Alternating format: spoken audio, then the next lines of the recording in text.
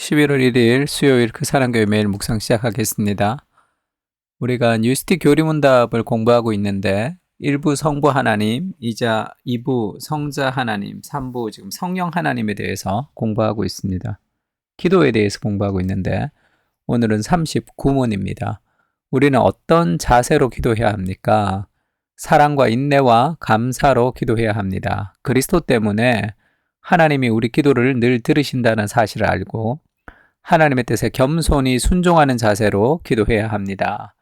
먼저 기도할 때 우리가 어떤 자세, 마음의 태도와 자세를 가지고 우리가 기도해야 되냐면 사랑과 인내와 감사로 기도해야 된다는 이 의미 속에는 기도는 인간이 열심히 노력하면 하나님께서 우리에게 응답하신다라는 그런 지성이면 감천이다라는 어떤 그런 식의 사고로 기도를 이해해서는 안 됩니다. 우리가 아무리 기도를 해도 하나님이 기도에 응답을 해주셔야 할 만한 의무는 없는 거예요. 그러니까 모든 기도의 응답은 다 하나님의 은혜라는 것을 좀 알아야 됩니다.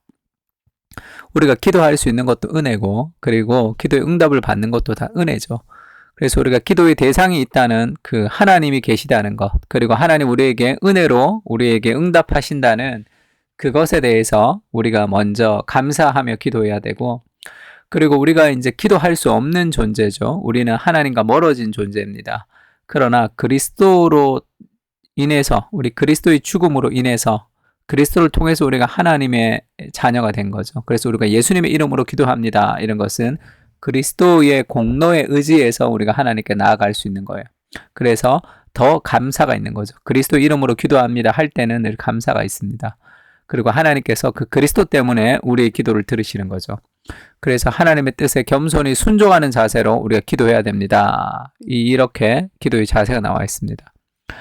빌립보서 4장 6절 7절에 보면 아무것도 염려하지 말고 오직 다만 모든 일에 기도와 간구로 하면서 염려와 기도를 연결시켜서 이야기하고 있죠. 염려가 많은 사람들은 기도가 적기 때문에 그래요. 그러니까 하나님을 의지하지 않고 나를 의지해서 내가 인생을 끌고 가야 되니까 염려하는 거죠. 어떻게 내가 이것을 잘 다스릴 수 있을까? 어떻게 잘 운영할 수 있을까? 어떻게 내 인생을 살아갈 수 있을까라고 자기가 주인이 될 때 삶에 염려가 있습니다. 어린아이가 어디 갈 때 아주 캄캄한 밤인데 애가 평안하게 이제 엄마나 아빠 품에 안겨서 잘 때가 있죠. 그러니까 염려가 없잖아. 어떻게 되는지. 저도 우리 아들 아주 어릴 때 한 3살쯤 됐을 때 그 차를 타고 어디를 갔는데 길을 잘못 들었어요. 그래서 아주 막 헤맸다고 시골길을 가면서 너무 무서운 거야. 너무 불안하고 내가 길을 잘 찾을 수 있을까? 어디 정말 이 가로등도 없는 곳에 잘못 들어온 것 같은 거예요. 근데 내가 이렇게 봤더니 우리 아들이 그 카시트에서 아주 평안하게 자고 있더라고. 왜 그렇죠? 그 막 불안할 이유가 없잖아, 아이가. 왜 아빠 차를 타고 있으니까 우리 아빠가 자기를 집으로 안전하게 데려다 줄 것이라는 그런 신뢰가 있는 거잖아요. 뭐 자기가 뭘 알겠어. 그러니까 이 자기가 인생의 주인이 되어서 내가 어떻게 하면 이것을 이끌어갈 수 있을까라고 생각할 때 염려하는 거죠. 그러니까 염려가 많다는 것은 기도가 적다는 것이고 기도가 많다는 건 염려가 적다는 거예요. 삶에 있어서. 그래서 우리는 기도를 통해서 이 세상에서 경험하는 삶의 부정적인 에너지를 기도를 통해서 정화시킬 수 있어야 됩니다. 그것이 기도의 굉장히 중요한 어떤 하나의 정수 중에 하나죠. 그래서 감정을 따라 살아가지 말고 감정이 재조정돼야 되는데 그 기도를 통해서 감정이 하나님 앞에 재조정될 수 있다 이야기했습니다. 그리고 우리가 구할 것을 감사함으로 하나님께 아뢰라. 왜 감사함을 아뢰냐면 하나님이 응답해 주시기 때문에 그 응답을 하나님께 기도하면 모든 지각에 뛰어난 하나님의 평강이 그리스도 예수 안에서 너희 마음과 생각을 지키시리라 이렇게 얘기하죠. 왜 하필 모든 지각에 뛰어난 하나님의 평강일까? 능력이 많으신 하나님께서 이렇게 해도 되잖아요. 근데 모든 지각에 뛰어나다는 것은 하나님이 가장 똑똑하신 분이다 그 말이죠. 하나님이 가장 지혜로우신 분이시다 그 말입니다. 그러니까 내가 기도한 것이 내가 원하지 않는 방식으로 응답할 때도 있죠. 내가 기도한 것이 이루어지지 않을 때도 있죠. 이루어지지 않는 것도 하나님의 응답이죠. 왜냐하면 모든 지각에 뛰어난 하나님의 평강은 지금 그것을 나에게 주는 것이 아니라 조금 더 인내하는 것이 하나님의 뜻에 더 합당할 때 하나님이 그렇게 하시는 거겠죠. 그래서 하나님이 기도에 응답을 하실 때도 응답하지 않을 때도 우리 삶의 모든 기도에 하나님은 응답하고 계시는 거죠. 그래서 내가 원하는 방식은 아니지만 하나님이 모든 지각에 뛰어난 하나님께서 내게 허락하시는 모든 응답은 다 선한 것입니다. 그것이 결국 우리 삶의 모든 것이 합력하여 선을 이룰 것이에요. 그래서 기도하기만 하면 우리 삶은 참 평안함을 얻을 수 있습니다. 우리의 기도가 우리가 기도하는 대로 하나님 응답하시는 것이 아니라 우리의 그 기도에 가장 합당한 방식으로 하나님께서 응답하신다는 그 신뢰를 가지고 우리가 좀 기도할 필요가 있어요. 이렇게 기도하면 안 되는 거 아닌가? 이렇게 기도하는 것도 맞는가? 그런 생각하지 말고 하나님께서 나의 이 연약한 기도를 통해서 가장 아름답게 일하시는 분이시다라고 생각하면서 감사함으로 하나님께 기도하면 됩니다. 그리고 마태복음에 보면 구하라, 찾으라, 두드리라 이렇게 얘기하죠. 하나님은 우리의 기도에 응답하시는 분이시다 이렇게 얘기합니다. 그리고 너희 중에 누가 아들이 떡을 달라 하는데 돌을 주고 생선을 달라 하는데 뱀을 줄 사람이 있겠느냐. 내가 떡을 달라고 했는데 돌을 주는 것 같을 때가 있죠. 또 내가 생선을 달라고 했는데 뱀을 주는 것 같을 때가 있습니다. 내가 기도했는데 하나님이 들어주지 않는다든지 내가 기도했는데 다른 것이 온다든지 그건 인간적인 생각일 뿐이에요. 내가 생각하는 생선이 하나님이 생각했던 그것과 다를 뿐입니다. 왜 이걸 주지? 떡을 달라 했는데 왜 돌 주지? 생선 달라 했는데 왜 뱀 주지? 그렇게 생각할 때가 많죠. 그러나 그렇지가 않다는 거. 왜냐하면 너희가 악한 자라도 좋은 것으로 자식에게 줄 줄 알거든. 하물며 하늘에 계신 너희 아버지께서 구하는 자에게 좋은 것으로 주시지 않겠느냐. 하나님은 우리의 기도에 반드시 응답하시는 분이시다 라는 첫 번째 걸 가지고 기도해야 되고요.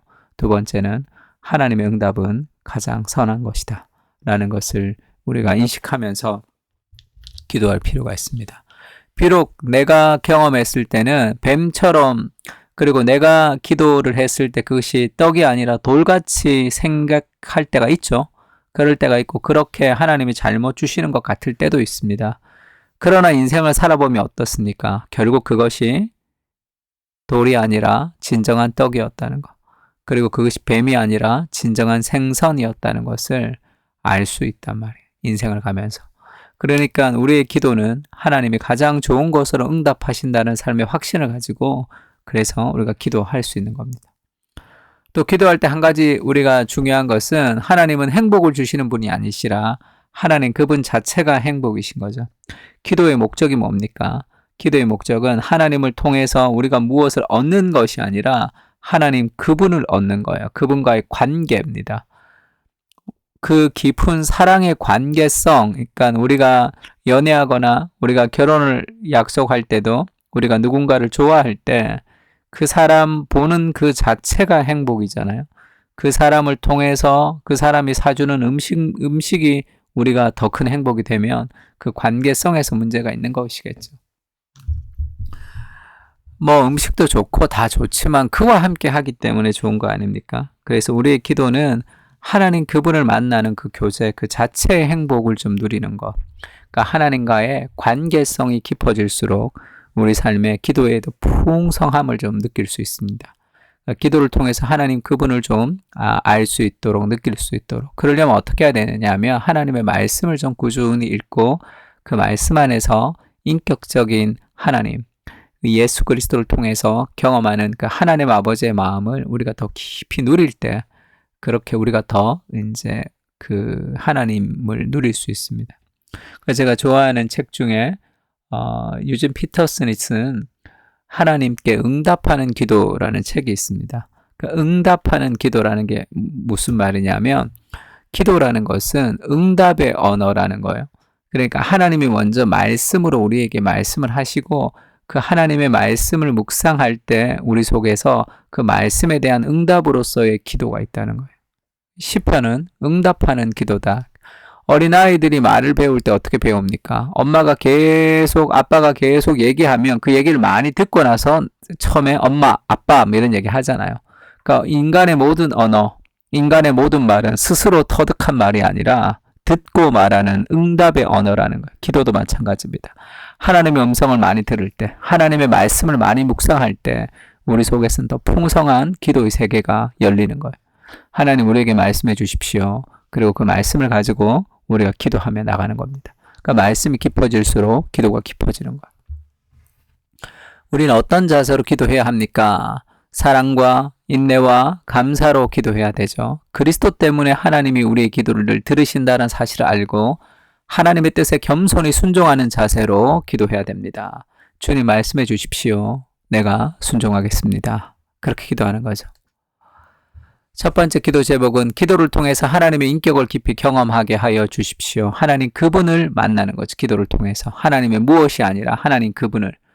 두 번째는 하나님은 우리의 기도에 가장 선한 것으로 응답해 주시는 분이시다라는 것을 신뢰하며 기도해야 됩니다.